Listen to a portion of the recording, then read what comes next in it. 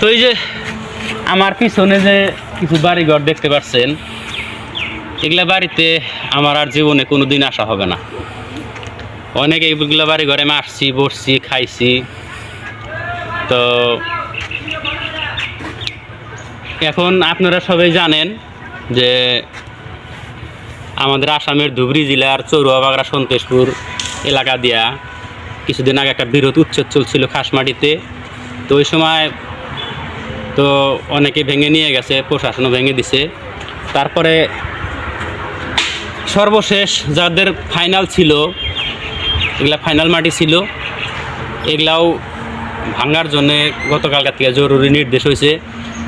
তারপরে কিছুগুলা প্রশাসনে হয়তো ভাঙছে, এরা ভাঙা চুরে নিতে আইছে। তো অন্তরে খুব দুঃখ লাগে, কিন্তু করার কিছু নাই। একটা ঘর বাড়ি সাজাতে গুছাতে যে কত কষ্ট হয়, আপনাকে যতই পয়সা দিক বা যতই টাকা থাক, সেই রকম করে এরকম আবারও বাড়ি বানানটা অত সহজ কথা না। খুব অন্তর ব্যথা লাগলে উপায় নাই। তো আমরা এখন আমি আর একটা জিনিস দেখাই, আমার সাথে আসেন। সুন্দর সুন্দর বাড়িঘর সব কিন্তু এগুলা মোটামুটি ছাপা হয়ে যাব। তো যাই হোক, কিছুদিন আগে কিন্তু আমি এই যে ঘরটা দেখতে পাচ্ছেন, এই ঘরটাতে আমি কাজ করে গেছিলাম, 5-6 মাস হয়েছে আর কি। তো ক্যামেরাম্যান ভালো করে দেখায় দেন, এই সুন্দর সোনার ঘর বাড়িগুলা বর্তমান আর থাকবে না, এখানে কোনো দিন আর দেখতেও পারবো না। একটু দেখায় দেন এগুলা যে আসিল, সুন্দর সুন্দর বাড়িঘর আসিল।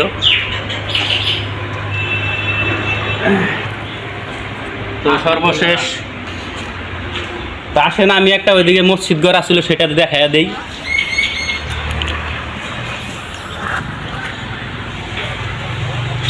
তো বন্ধুরা দেখেন, এই যে আর একটা বাড়ি আপনাকে ভিতরে অল্প এদিক থেকে দেখায় দেন, সত্যি অন্তরটা ফাইটা যায়। দেখেন কি অবস্থা।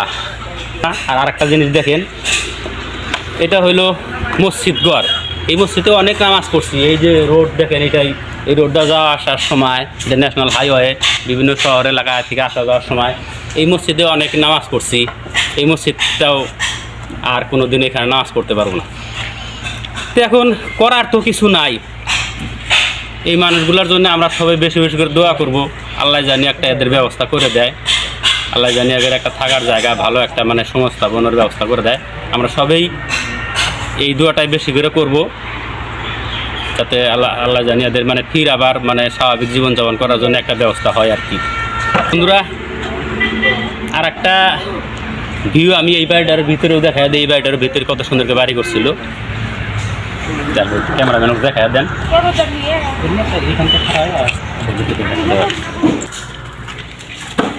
তো দেখেন এইরকম অনেক বাড়ি ছিল, সবগুলারই এই অবস্থা, নিজে নিজেই ভাঙতাইছে।